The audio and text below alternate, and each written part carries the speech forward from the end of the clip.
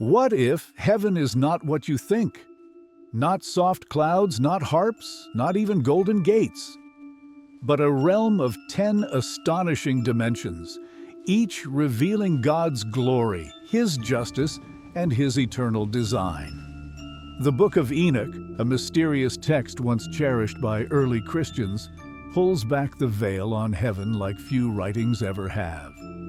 Tonight, we climb those heights with Enoch himself, from radiant gardens to prisons of fallen angels, from cosmic choreography to the final throne of judgment.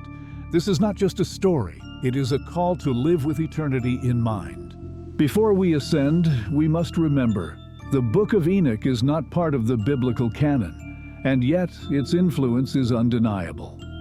It was quoted in the Epistle of Jude in the New Testament, revered by early church fathers, and still preserved by Ethiopian Christians today. Though controversial, its descriptions of heaven are so vivid, so powerful, that they demand reflection. So tonight I invite you, imagine standing side by side with Enoch, the man of Genesis 5:24, who walked with God and was no more, for God took him. Imagine hearing his voice describe what his eyes saw: 10 heavens, each one unveiling truths beyond our comprehension. The first heaven, the storehouses of creation. Enoch's journey begins with what seems ordinary, the sky above us, but he sees more than blue horizons and drifting clouds.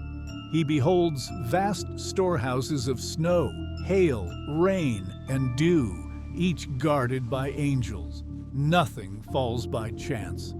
The Bible itself echoes this vision, Job 38:22-23.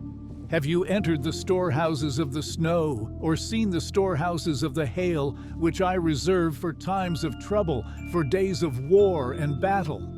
Every snowflake, every storm, every season is under divine supervision. To us, weather seems random. To God, it is part of His eternal order. When was the last time you looked at rain or snow and saw it as the hand of God at work? The second heaven, the prison of the fallen angels. But suddenly the light fades. Enoch is plunged into darkness. Here, he sees the fallen angels, the Watchers. Once glorious, they abandoned their calling, seduced humanity with forbidden knowledge, and led generations into sin. Now they are bound with chains, awaiting judgment. Their silence is heavier than thunder. Scripture confirms this chilling truth. 2 Peter 2:4. For if God did not spare the angels when they sinned, but cast them into hell and committed them to chains of gloomy darkness. Sin may appear to triumph for a season, but rebellion against God always leads to chains. The third heaven, paradise restored. Then light again. Enoch is lifted into the garden of paradise. Trees radiant with fruit glow like living torches. Rivers shimmer like liquid crystal. The air carries fragrances that heal the soul. Here, the righteous rest, not in sleep, but in joyful anticipation of resurrection. Paul himself hints at this in 2 Corinthians 12:2-4, where he speaks of being caught up into the third heaven and hearing inexpressible things no one is permitted to tell. What trials weigh you down? Remember, for the faithful, suffering never has the final word. The fourth heaven, the cosmic choreography.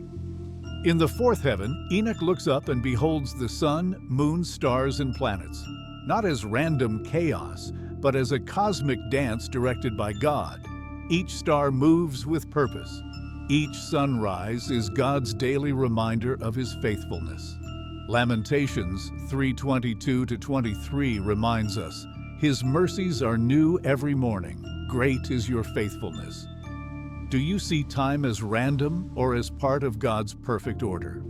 Even delays and waiting are woven into His design. The fifth heaven, angels in mourning. Here, Enoch does not find joy, but grief. In the fifth heaven, angels stand in silence, mourning their unfulfilled missions. They were not rebellious like the Watchers, but they failed in their calling. Yet unlike the fallen, they remain in heaven. Their sorrow is tempered by grace. Luke 12:48 echoes this truth. From everyone who has been given much, much will be demanded. Have you left undone what God has entrusted to you?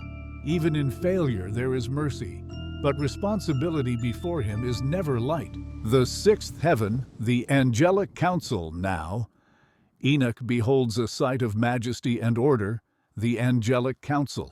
Millions of angels, radiant as fire, stand in rows. Each has a role: messenger, guardian, warrior. Together, they form the government of heaven. Daniel 7:10 hints at this. A river of fire was flowing, coming out from before him. Thousands upon thousands attended him. 10,000 times 10,000 stood before him. If even mighty angels bow in unity to God's will, should we not also seek His order in our lives? The seventh heaven, the throne of God, and then the heart of heaven. The throne of God blazes with unapproachable light. Around it, countless angels cry, "Holy, holy, holy is the Lord Almighty."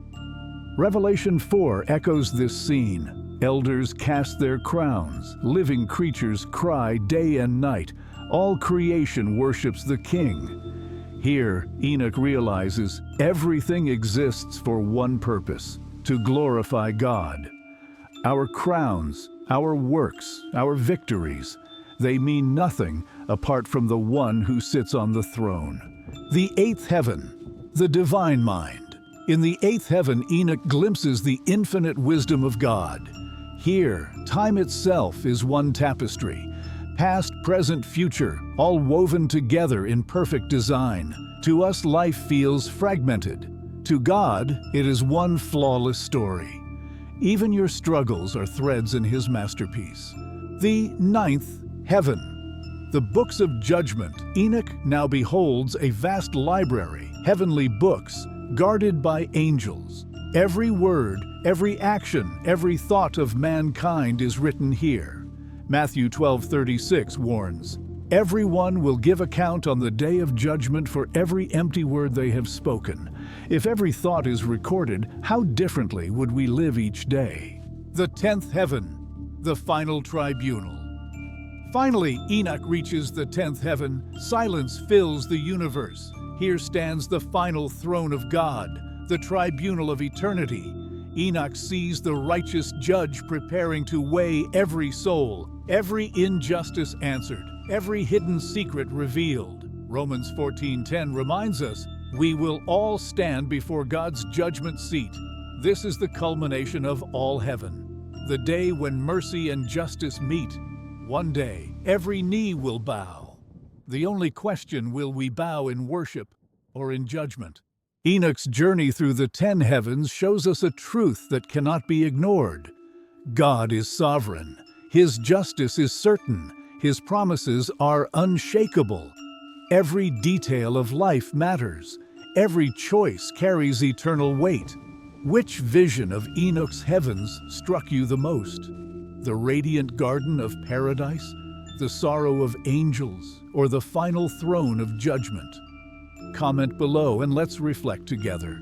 And if this journey stirred your heart, like, subscribe, and join me again as we continue to unravel the mysteries of Scripture.